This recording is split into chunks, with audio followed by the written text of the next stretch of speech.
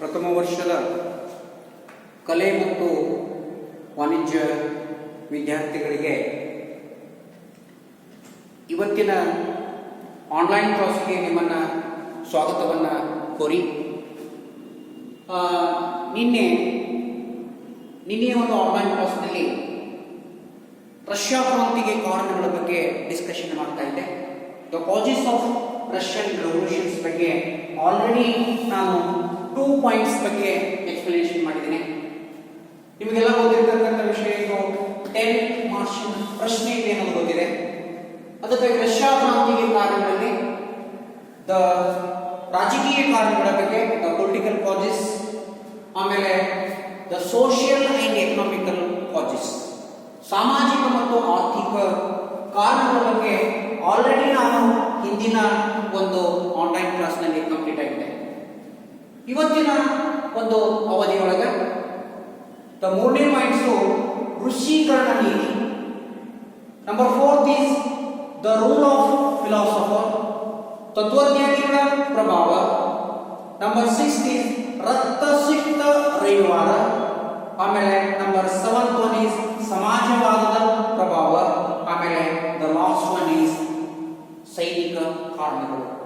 ಇವೆಲ್ಲ ಪಾಯಿಂಟ್ಸ್ಗಳನ್ನ ನಾವು ರಷ್ಯಾ ಕ್ರಾಂತಿಗೆ ಕಾರಣಗಳು ಅಂತ ಕರಿತೀವಿ. ಈಗಾಗಲೇ ಈ ಸಾಮಾಜಿಕ ಮತ್ತು ಆರ್ಥಿಕವಾಗಿ ಸಮಾನತೆ ಇಲ್ಲದೆ ಹೋದಾಗ ರಷ್ಯಾ ಜನ ಏನ್ ಮಾಡಿದಂತ ಕ್ರಾಂತಿಯನ್ನು ಮಾಡಿದ್ರು ಅಂತ ನಾವು ಈಗಾಗಲೇ ಹಿಂದಿನ ಒಂದು ಅವಧಿಯೊಳಗ ಡಿಸ್ಕಷನ್ ಮಾಡಿದ್ದೇವೆ. ಅದಕ್ಕಾಗಿ ಸಾಮಾನ್ಯವಾಗಿ ಸಮತಾವಾದದ ಪಿತಾಮಹ ಆಗಿರ್ತಕ್ಕಂಥ ಕಾರ್ಲ್ ಮಾರ್ಕ್ಸ್ ಏನ್ ಮಾಡಿದಂದ್ರೆ ಕಾರ್ಮಿಕರಿಗೆ ಹೆಚ್ಚಿನ ಮಹತ್ವವನ್ನು ನೀಡ್ತಾನೆ. ಇಡೀ ಜಗತ್ತಿನಲ್ಲಿ ಈ ಕಮ್ಯುನಿಸ್ಟ್ ತತ್ವವನ್ನು ಮೊಟ್ಟ ಮೊದಲ ಬಾರಿಗೆ ರಷ್ಯಾದಲ್ಲಿ ಅಳವಡಿಸಿರ್ತಕ್ಕಂಥ ವ್ಯಕ್ತಿ ಯಾರಂದ್ರೆ ಜರ್ಮನಿಯ ಶ್ರೇಷ್ಠ ತತ್ವಜ್ಞಾನಿಯಾಗಿರ್ತಕ್ಕಂಥ ಯಾರಂದ್ರೆ ಕಾರ್ಲ್ ಮಾರ್ಕ್ಸ್ ಅಂತ ಹೇಳ್ತೇವೆ. ಇನ್ನ ಋಷೀಕರಣ ನೀತಿ ಬಗ್ಗೆ ನಾವು ಡಿಸ್ಕಷನ್ ಮಾಡೋಣ. ಜಾರ್ 3ನೇ ಅಲೆಕ್ಸಾಂಡರ್ ಮತ್ತು ಜಾರ್ 2ನೇ ನಿಕೋಲಸ್ ಇವರೆಲ್ಲ ಅಸಮರ್ಥರೆ ಅಥವಾ ಒಂದು ರೀತಿಯಾಗಿ ನಿರಂಕುಶ ಪ್ರಭುತ್ವವನ್ನು ಸ್ಥಾಪನೆ ಮಾಡಿದ್ರು ರಷ್ಯಾದಲ್ಲಿ, ಅಥವಾ ಒಂದು ರೀತಿಯಾಗಿ ಕೇಂದ್ರೀಕೃತ ಆಡಳಿತ ಪದ್ಧತಿಯನ್ನು ಅಳವಡಿಸಿಕೊಂಡಿದ್ರು ಯಾರು ಈ ಜಾರ್ ದೊರೆಗಳು. ಆಮೇಲೆ ಅಷ್ಟೇ ಅಲ್ಲ, ರಷ್ಯಾಕ್ಕೆ ಏನ್ ಮಾಡಿದ್ರು ಅಂದ್ರೆ ಒಂದು ರಾಷ್ಟ್ರ ಒಂದು ಭಾಷೆ, ಒಂದು ಚರ್ಚ್, ಒಬ್ಬ ಜಾರ್ ಎಂಬುದು ಅವರ ಘೋಷಣೆಯಾಗಿತ್ತು. ಜಾರ್ ದೊರೆಗಳಿಗೆ ಏನಾಗಿತ್ತಂದ್ರೆ ಒಂದು ರಾಷ್ಟ್ರ ಇರಬೇಕು, ಒಂದು ಭಾಷೆ ಇರಬೇಕು, ಒಂದು ಚರ್ಚ್ ಇರಬೇಕು, ಒಬ್ಬ ಜಾರ ಇರಬೇಕು ಅನ್ನುವಂಥದ್ದು ಅವರ ಮನವರಿಕೆಯಾಗಿತ್ತು. ಇದನ್ನು ಕಂಡು ಪೋಲೆಂಡಿನ ಅಥವಾ ನಾವೇನಂತ ಕರಿತೀವಿ ಅಂದ್ರೆ ಪೋಲರು ಅಂತ ಕರಿತೀವಿ, ಆಮೇಲೆ ಫಿನ್ನರು ಅಂತ ಬರ್ತಾರೆ, ಯಹೂದಿಗಳಂತ ಬರ್ತಾರೆ, ಜರ್ಮನರು ಅಂತ ಬರ್ತಾರೆ. ಈ ಇತ್ಯಾದಿ ಜನಾಂಗಗಳನ್ನ ಬಲವಂತವಾಗಿ ಏನ್ ಮಾಡ್ತಂದ್ರೆ ರಷ್ಯಾ ತನ್ನ ನೀತಿಗೆ ಒಳಪಡಿಸಿದಾಗ ಇದಕ್ಕೆ ನಾವು ಏನಂತ ಕರಿತೀವಿ ಅಂದ್ರೆ ಋಷೀಕರಣ ನೀತಿ ಅಂತ ಕರಿತೀವಿ. ಆಮೇಲೆ ಈ ಋಷೀಕರಣ ನೀತಿಯನ್ನು ಪ್ರಾರಂಭ ಮಾಡಿದಂಥ ವ್ಯಕ್ತಿ 3ನೇ ಅಲೆಕ್ಸಾಂಡರ್. ಅದನ್ನು ಮುಂದುವರಿಸಿದವ ಯಾರಂದ್ರೆ 2ನೇ ನಿಕೋಲಸ್. ಏನ್ ಮಾಡ್ತಾನೆ, ಈ ಋಷೀಕರಣ ನೀತಿಯನ್ನ ಮುಂದುವರಿಸ್ತಾನೆ. ಈ ನಿರಂಕುಶ ಪ್ರಭುತ್ವದ ನೀತಿಯನ್ನ ಅರಿತು ನಿಯಲಿಸ್ಟ್ ಏನ್ ಮಾಡ್ತಾರಂದ್ರೆ ಜಾರನ ಅಧಿಕಾರಿಗಳನ್ನ, ಪ್ರತಿನಿಧಿಗಳನ್ನ ಒಂದು ಕೊಲ್ಲುವ ಮೂಲಕ ತೀವ್ರವಾಗಿ ಏನ್ ಮಾಡ್ತಾರಂದ್ರೆ ವಿರೋಧಿಸ್ತಾರೆ. ಅಥವಾ ಸರ್ಕಾರ ಏನ್ ಮಾಡ್ತದೆ ಅಂದ್ರೆ ಇದನ್ನು ನೋಡಿ ಸರ್ಕಾರ ಸಾಮೂಹಿಕವಾಗಿರ್ತಕ್ಕಂಥ ಹತ್ಯೆಯನ್ನು ಮಾಡಿದ್ರು ಎಲ್ಲಿ, ರಷ್ಯಾದೊಳಗ. ಅದಕ್ಕೆ ರಷ್ಯಾದಲ್ಲಿ ಈ ರಷ್ಯಾ ಏನ್ ಮಾಡ್ತಾರೆ, ಬಾಲ್ಕನ್ ಪ್ರದೇಶದಲ್ಲಿ ಈ ಪ್ಲಾನ್ಸ್ಲೋ ಚಳವಳಿಯನ್ನು ಪ್ರೋತ್ಸಾಹ ನೀಡಿತು. ಅದಕ್ಕೆ ಬಾಲ್ಕನ್ ಪ್ರದೇಶಗಳು ಅಥವಾ ಬಾಲ್ಕನ್ ರಾಜ್ಯಗಳು ರಷ್ಯಾವನ್ನ ಏನಂತ ತಿಳ್ಕೊಂಡಿದ್ರು ಅಂದ್ರೆ ಒಬ್ಬ ದೊಡ್ಡಣ್ಣ ಅಂತ ಕೂಡ ನೋಡ್ಕೊಳ್ತಾ ಇದ್ರು. ಈ ರೀತಿಯಾಗಿರ್ತಕ್ಕಂಥ ವ್ಯವಸ್ಥೆಯನ್ನು ನಾವು ಇಲ್ಲಿ ಕಾಣ್ತೀವಿ ಅಂದ್ರೆ ಈ ರಷ್ಯಾದಲ್ಲಿ ಕಾಣ್ತೇವೆ. ಅದಕ್ಕೆ ರಷ್ಯಾ ಕ್ರಾಂತಿಗೆ ಈ ಋಷೀಕರಣ ನೀತಿ ಕೂಡ ಒಂದು ಕಾರಣ ಆಗಿದೆ ಅಂತ ಹೇಳ್ಬೋದು. ಇನ್ನು ಅತಿ ಮುಖ್ಯವಾಗಿರ್ತಕ್ಕಂಥ ರಷ್ಯಾ ಕ್ರಾಂತಿಗೆ ಕಾರಣ ಅಂದ್ರೆ ತತ್ವಜ್ಞಾನಿಗಳ ಪ್ರಭಾವ ಅಂತ ಕರಿತೀವಿ. ನೋಡಿ, ತತ್ವಜ್ಞಾನಿಗಳ ಪ್ರಭಾವ ಸಮತಾವಾದದ ಪಿತಾಮಹ ಕಾರ್ಲ್ ಮಾರ್ಕ್ಸ್ ಮತ್ತು ಫ್ರೆಡ್ರಿಕ್ ಏಂಜಲ್ಸ್. ಫ್ರೆಡ್ರಿಕ್ ಏಂಜಲ್ಸ್ ಮತ್ತು ಸಮತಾವಾದದ ಪಿತಾಮಹ ಕಾರ್ಲ್ ಮಾರ್ಕ್ಸ್ ಮೂಲತಃ ಜರ್ಮನಿಯ ತತ್ವಜ್ಞಾನಿ ಈತ. ಹೌದಾ? ಅರ್ಥಶಾಸ್ತ್ರಜ್ಞ ಅಂತ ಹೇಳ್ಬೋದು, ಸಮಾಜಶಾಸ್ತ್ರಜ್ಞ ಅಂತ ಹೇಳ್ಬೋದು, ಒಬ್ಬ ಶ್ರೇಷ್ಠ ಇತಿಹಾಸಕಾರ ಅಂತ ಹೇಳ್ಬೋದು, ಒಬ್ಬ ಶ್ರೇಷ್ಠ ಪತ್ರಕರ್ತ ಅಂತ ಹೇಳ್ಬೋದು. ಈತ ಏನ್ ಮಾಡ್ತಾ ಇದ್ದಂದ್ರೆ ಕ್ರಾಂತಿಕಾರಕವಾಗಿರ್ತಕ್ಕಂಥ ವಿಚಾರಗಳನ್ನ ಹೇಳ್ತಾ ಇದ್ದ. ಅದಕ್ಕಾಗಿ ಇಡೀ ಜಗತ್ತಿನ ಕಾರ್ಮಿಕರಿಗೆ ಹೇಳ್ತಾ ಇದ್ದ, ಒಂದಾಗಿ ನೀವು ನಿಮ್ಮ ಗುಲಾಮಗಿರಿ ಬಂಧನದಿಂದ ಸಂಕೋಲೆಯಿಂದ ಹೊರತು ಬೇರೆನನ್ನು ಕಳೆದುಕೊಳ್ಳುವುದಿಲ್ಲ. ಯುವಕ ಯುವತಿಯರಿಗೆ ಒಂದು ರೀತಿಯಾಗಿ ಪ್ರೇರಣೆ ಕೊಡ್ತಾ ಇದ್ದ. ಯಾರು? Karl Marx. ಅದಕ್ಕೆ ಕಾರ್ಲ್ ಮಾರ್ಕ್ಸ್ ನಾವು ನೋಡ್ತೀವಿ ಸಾಮಾನ್ಯವಾಗಿ ಸಮಾಜಕ್ಕೆ ಹೆಚ್ಚಿನ ಮಾನ್ಯತೆಯನ್ನು ಕೊಡ್ತಾನೆ, ಕಾರ್ಮಿಕರಿಗೆ ಮಹತ್ವ ಕೊಡ್ತಾನೆ. ಅದಕ್ಕೆ 2 ಕೃತಿಗಳನ್ನು ರಚನೆ ಮಾಡ್ತಾನೆ, ಹಲವಾರು ಕೃತಿಗಳನ್ನು ರಚನೆ ಮಾಡ್ತಾನೆ. ಅದರಲ್ಲಿ ದ ಕಮ್ಯುನಿಸ್ಟ್ ಮ್ಯಾನಿಫೆಸ್ಟೋ ಮತ್ತು ಇನ್ನೊಂದು ಡಾಸ್ ಕ್ಯಾಪಿಟಲ್. ನೋಡಿ, ದ ಕಮ್ಯುನಿಸ್ಟ್ ಮ್ಯಾನಿಫೆಸ್ಟೋ ಅನ್ನುವಂಥ ಕೃತಿಯನ್ನ 1848ರಲ್ಲಿ ರಚನೆ ಮಾಡ್ತಾನೆ. ಡಾಸ್ ಕ್ಯಾಪಿಟಲ್ ಅನ್ನುವಂಥ ಕೃತಿಯನ್ನ 1867ರಲ್ಲಿ ರಚನೆ ಮಾಡ್ತಾನೆ. ಯಾರು? ಸಮತಾವಾದದ ಪಿತಾಮಹನಾಗಿರ್ತಕ್ಕಂಥ ಕಾರ್ಲ್ ಮಾರ್ಕ್ಸ್. ಅದಕ್ಕಾಗಿ ಡಾಸ್ ಕ್ಯಾಪಿಟಲ್ ಅನ್ನ ರಷ್ಯಾ ಕ್ರಾಂತಿಯ ಬೈಬಲ್ ಅಂತ ಕರಿತೀವಿ. ಯಾವ ಕೃತಿಯನ್ನ? ಡಾಸ್ ಕ್ಯಾಪಿಟಲ್ ಅನ್ನುವಂಥ ಕೃತಿಗೆ ರಷ್ಯಾ ಕ್ರಾಂತಿಯ ಬೈಬಲ್ ಅಂತ ಕರಿತೀವಿ. ಇನ್ನ ಅದೇ ರೀತಿಯಾಗಿ ಇಲ್ಲಿ ಕಾರ್ಲ್ ಮಾರ್ಕ್ಸ್ ಏನ್ ಮಾಡ್ತಾನಂದ್ರೆ ಇನ್ನೂ ಅನೇಕ ತತ್ವಜ್ಞಾನಿಗಳನ್ನ ಕಾಣ್ತೀವಿ. ಬೇರೆ ಕಾರ್ಲ್ ಮಾರ್ಕ್ಸ್ ಅಲ್ಲ, ಲಿಯೋ ಟಾಲ್ಸ್ಟಾಯ್. ನೋಡ್ರಿ, Leo Tolstoy the War and Peace and Karenina ಅನ್ನುವಂಥ ಕೃತಿಗಳನ್ನು ರಚನೆ ಮಾಡ್ತಾನೆ. ಆಮೇಲೆ ಅದೇ ರೀತಿಯಾಗಿ ಫ್ಯೂಡರ್ ದೋಸ್ತೋವೆಸ್ಕಿ ಅಂತ ಬರ್ತಾನೆ. ಫ್ಯೂಡರ್ ದೋಸ್ತೋವೆಸ್ಕಿ ಅವರ ಫೂರ್ ಫೋಕ್ ಅನ್ನುವಂಥ ಕೃತಿಯನ್ನು ರಚನೆ ಮಾಡ್ತಾನೆ. ಅದೇ ರೀತಿ ಮ್ಯಾಕ್ಸಿಮ್ ಗಾರ್ಕಿ ಮದರ್ ಅನ್ನುವಂಥ ಕೃತಿ, ಆಮೇಲೆ ದ ಚಿಲ್ಡ್ರನ್ ಆಫ್ ದ ಸನ್ ಅನ್ನುವಂಥ ಕೃತಿಯನ್ನು ರಚನೆ ಮಾಡ್ತಾರೆ. ಆಮೇಲೆ ಟರ್ಗಿನೇವ್ ಅಂತ ಒಬ್ಬ ಶ್ರೇಷ್ಠ ತತ್ವಜ್ಞಾನಿ ಬರ್ತಾನೆ. ಫಾದರ್ ಅಂಡ್ ಸನ್ಸ್ ಅನ್ನುವಂಥ ಕೃತಿಯನ್ನು ರಚನೆ ಮಾಡ್ತಾನೆ. ಒಟ್ಟಾರೆ ಅನೇಕ ವ್ಯಕ್ತಿಗಳು ಏನ್ ಮಾಡ್ತಾರೆ ಅಂದ್ರೆ ಈ ರಷ್ಯನ್ನರ ಒಂದು ಬುದ್ಧಿಜೀವಿಗಳಲ್ಲಿ ಪ್ರೇರಣೆ ಕೊಡ್ತಾರೆ. ಅದಕ್ಕೆ ಈ ಜರ್ಮನಿ ಸಂಪರ್ಕದಿಂದ ರಷ್ಯನ್ ಬುದ್ಧಿಜೀವಿಗಳು ಕಾರ್ಲ್ ಮಾರ್ಕ್ಸ್ ಆಗಿರ್ಬೋದು, ಫ್ರೆಡ್ರಿಕ್ ಏಂಜಲ್ಸ್ ಆಗಿರ್ಬೋದು, ಲೆನಿನ್ ಆಗಿರ್ಬೋದು, ಕೌಟ್ಸ್ಕಿ ಆಗಿರ್ಬೋದು, ಟ್ರಾಟಸ್ಕಿ ಆಗಿರ್ಬೋದು, ಇವೆಲ್ಲ ವರ್ಗಗಳು ಏನಪ್ಪ ಅಂದ್ರೆ ರಷ್ಯಾದಲ್ಲಿ ಓದಲ್ಪಡ್ತವೆ. ಇವೆಲ್ಲ ಕೃತಿಗಳು ಜನರಲ್ಲಿ ಒಂದು ರೀತಿಯಾಗಿ ಕ್ರಾಂತಿಯ ಮನೋಭಾವನೆಗಳು ಹುಟ್ಟಲಿಕ್ಕೆ ಕಾರಣ ಆಗ್ತದೆ.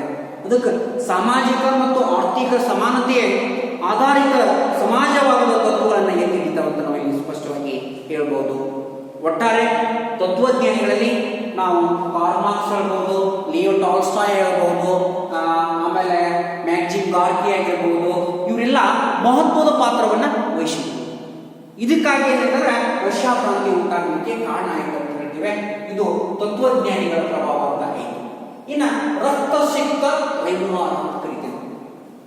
ಈ ರಷ್ಯಾ ಕ್ರಾಂತಿಗೆ ಇನ್ನೊಂದು ಪ್ರಮುಖವಾಗಿರ್ತಕ್ಕಂಥ ಕಾರಣ ಅಂದ್ರೆ ರಕ್ತಸಿಕ್ತ ರವಿವಾರ. ಏನಿದು ರಕ್ತಸಿಕ್ತ ರವಿವಾರ ಅಂತಂದ್ರೆ ನೋಡ್ರಿ, 1905ರಲ್ಲಿ ಕ್ರಾಂತಿಯ ಕಿಡಿ ಹುಟ್ಟಿಕೊಳ್ತದೆ. ಮೊದಲ ಕಿಡಿ ಗೊತ್ತುಕೊಳ್ತದೆ 1905. ನಿಮ್ಗೆ ಗೊತ್ತಿದೆ ರಷ್ಯಾದ ರಾಜಧಾನಿ ಯಾವುದಂದ್ರೆ ಮಾಸ್ಕೋ. ರಷ್ಯಾದ ಕ್ಯಾಪಿಟಲ್ ಸಿಟಿ ಮಾಸ್ಕೋ. ಮಾಸ್ಕೋದೊಳಗ ಒಂದು ಯೂನಿವರ್ಸಿಟಿ ಇದೆ. ಆ ಯೂನಿವರ್ಸಿಟಿ ಹೆಸರು ಸೇಂಟ್ ಪೀಟರ್ಸ್ಬರ್ಗ್ ಅಂತ. ಸೇಂಟ್ ಪೀಟರ್ಸ್ಬರ್ಗ್ ಒಂದು ಯೂನಿವರ್ಸಿಟಿ ಇದೆ. ಆ ಯೂನಿವರ್ಸಿಟಿಯಲ್ಲಿ ಇರ್ತಕ್ಕಂಥ ವಿದ್ಯಾರ್ಥಿಗಳು ಏನ್ ಮಾಡ್ತಾರೆ, ಆ ವಿಶ್ವವಿದ್ಯಾಲಯದಲ್ಲಿ ಇರ್ತಕ್ಕಂಥ ವಿದ್ಯಾರ್ಥಿಗಳು ಈ ಜಾರ್ ದೊರೆಗಳಿದ್ದಾರಲ್ಲ, ಈ ಜಾರ್ ದೊರೆಗಳ ನಿರಂಕುಶ ಪ್ರಭುತ್ವದ ವಿರುದ್ಧ ಏನ್ ಮಾಡ್ತಾರೆ ಅಂದ್ರೆ ಮೆರವಣಿಗೆಯನ್ನ ಮಾಡ್ತಾರೆ, ಸ್ಟ್ರೈಕ್ ಅನ್ನ ಮಾಡ್ತಾರೆ, ಕ್ರಾಂತಿಯನ್ನ ಮಾಡ್ತಾರೆ. ಅಲ್ಲಿರ್ತಕ್ಕಂಥ ವಿದ್ಯಾರ್ಥಿಗಳು ಏನ್ ಮಾಡ್ತಾರೆ ಅಂದ್ರೆ ಮೆರವಣಿಗೆಯನ್ನು ಮಾಡ್ತಾರೆ. ಅದು ಯಾವಾಗ ಆಗುತ್ತೆ ಅಂದ್ರೆ 1905 ಜೂನ್ 22. ನೋಡಿ, 1922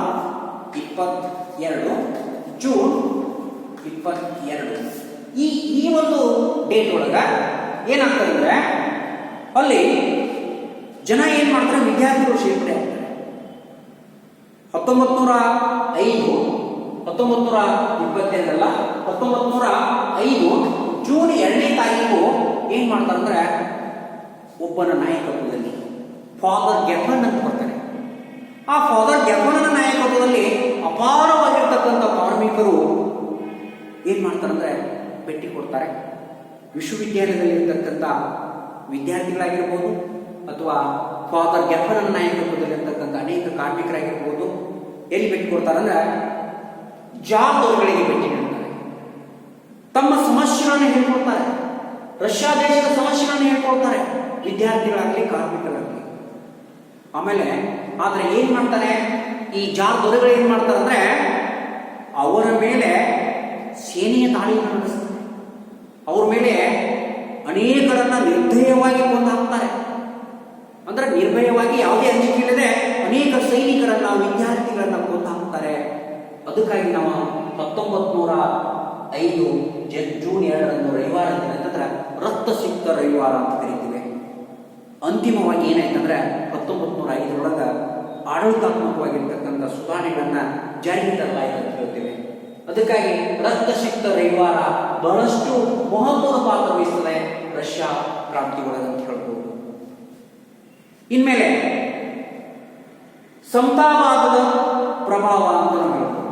ನೋಡ್ರಿ, ಸಮತಾವಾದದ ಪ್ರಭಾವ ರಷ್ಯಾ ಕ್ರಾಂತಿಯಲ್ಲಿ ಬಹಳಷ್ಟು ಮಹತ್ವದ ಒಂದು ಪಾತ್ರ ವಹಿಸ್ತದೆ. ಸಮಾಜವಾದದ ಪಿತಾಮಹ ಯಾರು? ಕಾರ್ಲ್ ಮಾರ್ಕ್ಸ್ ಮತ್ತು ಇನ್ನೊಬ್ಬ ವ್ಯಕ್ತಿ ಫ್ರೆಡ್ರಿಕ್ ಏಂಜಲ್ಸ್ ಕೂಡಿಕೊಂಡು ಏನ್ ಮಾಡ್ತಾರೆ ಅಂದ್ರೆ ವೈಜ್ಞಾನಿಕವಾಗಿರ್ತಕ್ಕಂಥ ಸಮಾಜವನ್ನು ಕಟ್ತಾರೆ. ಅದಕ್ಕಾಗಿ ಇಲ್ಲಿ ನಾವು ಈ ರಷ್ಯಾ ಕ್ರಾಂತಿ ಒಂದು ಆರ್ಥಿಕ ಕ್ರಾಂತಿಯಾಗಿದೆ ಅಷ್ಟೇ ಅಲ್ಲ, ಸಾಮಾಜಿಕ ಕ್ರಾಂತಿಯಾಗಿದೆ ಅಂತ ಹೇಳಿದ್ರೆ ಅಷ್ಟೇ ಅಲ್ಲ, ಕಮ್ಯುನಿಸ್ಟ್ ತತ್ವದ ಪ್ರಭಾವ ಕೂಡ ಬಹಳಷ್ಟಿದೆ. ಕಾರ್ಲ್ ಮಾರ್ಕ್ಸದ ಸಮತಾವಾದದ ಪಿತಾಮಹ ಅಂತ ಕರಿತೀವ ಯಾರನ್ನ? Karl Marx. ಅದಕ್ಕೆ ಸಮಾಜವಾದದ ಸಮತಾವಾದದ ತತ್ವಗಳು ಮೊಟ್ಟ ಮೊದಲವಾಗಿ ಅಳವಡಿಸಿಕೊಂಡಿರ್ತಕ್ಕಂಥ ರಾಷ್ಟ್ರ ರಷ್ಯಾ ಅಂತ ಹೇಳ್ಬೋದು. ಅದಕ್ಕಾಗಿ ಫ್ರೆಡ್ರಿಕ್ ಏಂಜಲ್ಸ್ ಮತ್ತು ಕಾರ್ಲ್ ಮಾರ್ಕ್ಸ್ ವೈಜ್ಞಾನಿಕ ಸಮಾಜವಾದವನ್ನು ರೂಪಿಸಿದರು. ಅದಕ್ಕಾಗಿ ಕಾರ್ಮಿಕರ ಶ್ರಮವೇ ನಿಜವಾದ ಸಂಪನ್ಮೂಲ ಅಂತ ಹೇಳ್ತಾನೆ. ಸಮಾಜವಾದದೊಳಗೆ ಏನಂತ ಅಂತಂದ್ರೆ ಕಾರ್ಮಿಕರನ್ನೇ ಎತ್ತಿರ್ತಾರೆ. ನೋಡ್ರಿ, ಕಾರ್ಮಿಕನ ಶ್ರಮವೇ ನಿಜವಾದಂತ ಶ್ರಮ ಅಂತ ಹೇಳ್ತಾರೆ. ಉತ್ಪಾದನೆ ಕೇಂದ್ರ ಬಿಂದು ಯಾರಂದ್ರೆ ಕಾರ್ಮಿಕ ಅಂತ ಹೇಳ್ತಾನೆ. ಯಾರು? ಕಾರ್ಲ್ ಮಾರ್ಕ್ಸ್ ಹೇಳ್ತಾನೆ. ನೋಡ್ರಿ, ಉತ್ಪಾದನೆ ಕೇಂದ್ರ ಬಿಂದು ರೈತ ಅಲ್ಲ, ಕಾರ್ಮಿಕ ಅಂತ ಹೇಳ್ತಾನೆ. ಅಂದ್ರೆ ಲಾಭ ಯಾರಿಗೆ ನಿಜವಾಗ್ಲೂ ಸೇರ್ಬೇಕಂದ್ರೆ ಕಾರ್ಮಿಕರಿಗೆ ಸೇರ್ಬೇಕಂತ ಹೇಳ್ತಾನೆ ಕಾರ್ಲ್ ಮಾರ್ಕ್ಸ್. ನೋಡ್ರಿ, ಬಂಡವಾಳಶಾಹಿ ಕಡು ವಿರೋಧಿಯಾಗಿದ್ದ.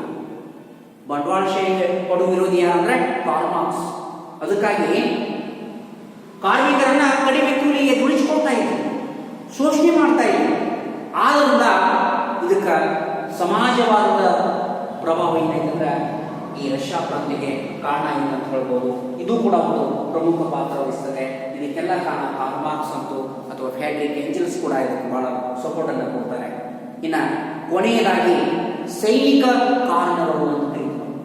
ನೋಡಿ, ರಷ್ಯಾ ಕ್ರಾಂತಿಗೆ ನಿಮಗೆಲ್ಲ ಗೊತ್ತಿದೆ, ಇವತ್ತು ಜಪಾನ ಏಷ್ಯಾ ಖಂಡದಲ್ಲಿ ಅತ್ಯಂತ ಚಿಕ್ಕ ರಾಷ್ಟ್ರ.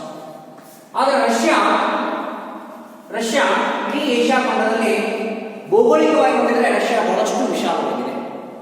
ಆದರೆ ಜಪಾನ ದ ಸ್ಮಾಲೆಸ್ಟ್ ಕಂಟ್ರಿ ಅಂತ ನಾವು ಕರೀತೀವಿ.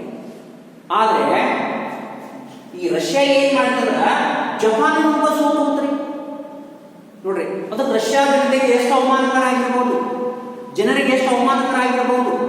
ಅದಕ್ಕೆ ಕ್ರಾಂತಿ ಹುಟ್ಟಲಿಕ್ಕೆ ಒಂದೇ ಒಂದು ಕಾರಣ, ಅತ್ಯಂತ ಚಿಕ್ಕ ರಾಷ್ಟ್ರವಾಗಿರ್ತಕ್ಕಂಥ ಜಪಾನ್ ದೇಶ ರಷ್ಯಾವನ್ನು ಸೋಲಿಸಿತು. ಇದು ಅವಮಾನಕರವಾಗಿರ್ತಕ್ಕಂಥ ಸೋಲು. ಇದಕ್ಕೆಲ್ಲ ಕಾರಣ ಏನಂದ್ರೆ ಜಾರ್ ದೊರೆಗಳು, ಹೌದಾ, ರೋಮ್ನೋ ಶಾ ಅಂತ ಹೇಳ್ತಾರೆ. ಇನ್ನೊಂದು, ಮೊದಲನೇ ಜಾಗತಿಕ ಯುದ್ಧದಲ್ಲಿ ಟ್ರಿಪಲ್ ಅಲೈನ್ಸ್ ಮತ್ತು ಟ್ರಿಪಲ್ ಎಂಟಿಟಿಗಳು ಬರ್ತವೆ, ಹೌದಾ. ಅದಕ್ಕೆ ರಷ್ಯಾ, ಇಂಗ್ಲೆಂಡ್, ಫ್ರಾನ್ಸ್ಗೆ ಏನ್ ಮಾಡ್ತವೆ, ಸೇರ್ಪಡೆ ಆಗ್ತದೆ. ರಷ್ಯಾ ಕೂಡ ಅಂದ್ರೆ ಮಿತ್ರ ಪಕ್ಷಗಳ ಪರವಾಗಿರ್ತದೆ ಯಾವುದು, ರಷ್ಯಾ ದೇಶ. ಮೊದಲ ಜಾಗತಿಕ ಯುದ್ಧವನ್ನ ಪ್ರವೇಶ ಮಾಡ್ತದೆ ರಷ್ಯಾ. ಆದ್ರೆ ರಷ್ಯಾ ಏನೈತಂದ್ರ ಸೋಲಿನ ಮೇಲೆ ಸೋಲು ಅನುಭವಿಸಲಿಕ್ಕೆ ಪ್ರಾರಂಭ ಆಯಿತು. ಇದಕ್ಕೆ ಕಾರಣ ಯುದ್ಧ ಸಾಮಗ್ರಿಗಳ ಸಾಕಷ್ಟು ಹೊಂದಿದ್ರೂ ಕೂಡ ಸೈನಿಕ ಅಶಿಸ್ತಿನಿಂದ ಕೂಡಿತ್ತು, ಡಿಸಿಪ್ಲಿನ್ ಆಗಿಲ್ಲ ಸೈನಿಕರು, ಅಶಿಸ್ತಿನಿಂದ ಕೊರತೆ ಇತ್ತು. ಅಷ್ಟೇ ಅಲ್ಲ, ಸಾರಿಗೆ ಸಂಪರ್ಕದ ಕೊರತೆ ಕೂಡ ಇತ್ತು, ಆಹಾರದ ಕೊರತೆ ಇತ್ತು. ಅದಕ್ಕಾಗಿ ಮೊದಲನೇ ಜಾಗತಿಕ ಯುದ್ಧದಲ್ಲಿ ರಷ್ಯಾ ಏನಂತಂದ್ರೆ ವಿಫಲವಾಯಿತು. ಅದಕ್ಕೆ ಲೆನಿನ್ ಏನ್ ಮಾಡ್ತಾನಂದ್ರೆ ಮೊದಲನೇ ಜಾಗತಿಕ ಯುದ್ಧದಿಂದ ರಷ್ಯಾ ದೇಶವನ್ನ ಹೊರತಂತಾನೆ. ಕೊನೆಗೆ 1915ರಲ್ಲಿ ಈ ಜಾಗತಿಕ ಯುದ್ಧದಲ್ಲಿ ಸೋಲು ಏನಾಯ್ತಂದ್ರೆ ಮತ್ತಷ್ಟು ಅವಮಾನಕರವಾಯಿತು. ಇದಕ್ಕೆಲ್ಲ ಕಾರಣ ಅಂದ್ರೆ ಸೈನಿಕ ಹಿನ್ನಡೆ, ಇದಕ್ಕೆಲ್ಲ ಕಾರಣ ಸೈನಿಕವಾಗಿರ್ತಕ್ಕಂಥ ದೌರ್ಬಲ್ಯ ಅಂತ ಹೇಳ್ಬೋದು. ಇದು ಜಗತ್ತಿಗೆ ಒಂದು ರೀತಿಯಾಗಿ ಅನಾವರಣಗೊಂಡಿತ್ತು. ಒಟ್ಟಾರೆ ಈ ರಷ್ಯಾದೊಂದಿಗೆ ನಾವು ಜಪಾನ್ ಏನಾಯ್ತಂದ್ರೆ ರಷ್ಯಾ ದೇಶವನ್ನ ಸೋಲಿಸಿತು. ಅಷ್ಟೇ ಮೊದಲನೇ ಮಹಾಯುದ್ಧದಲ್ಲಿ ಏನಾಯ್ತಂದ್ರೆ ಮೊದಲನೇ ಜಾಗತಿಕ ಯುದ್ಧದಲ್ಲಿ ರಷ್ಯಾ ಸೋಲನ್ನು ಅನುಭವಿಸಿದಾಗ, ಅವಮಾನಕರವಾಗಿರ್ತಕ್ಕಂಥ ಸೋಲನ್ನು ಅನುಭವಿಸಿದಾಗ ಏನಾಯ್ತಂದ್ರೆ ಈ ರಷ್ಯಾ ಇದಕ್ಕೆಲ್ಲ ಕಾರಣ ಜಾಗಗಳನ್ನು ತಿಳ್ಕೊಂಡು ಏನಾಯ್ತಂದ್ರೆ ಇದೊಂದು ಸೈನಿಕ ಕಾರಣ ಅಂತ ಹೇಳ್ಬೋದು. ಇಷ್ಟು ನಾವು ಟೋಟಲ್ ಆಗಿ 10 ಮಾರ್ಕ್ಸ್ ಕ್ವಶನ್ ಒಳಗೆ ಕೇಳ್ತಾ ಇದ್ದೇನೆ. ಇಷ್ಟೆಲ್ಲ ಪಾಯಿಂಟ್ಸ್ಗಳನ್ನ ಶಾರ್ಟ್ಕಟ್ ಆಗಿ ಡಿಸ್ಕಷನ್ ಮಾಡಿ 10 ಮಾರ್ಕ್ಸ್ ಕ್ವಶನ್ ಮೋಸ್ಟ್ಲಿ ಇದ್ರ ಮೇಲೆ ಬಂದೇ ಬರುತ್ತೆ.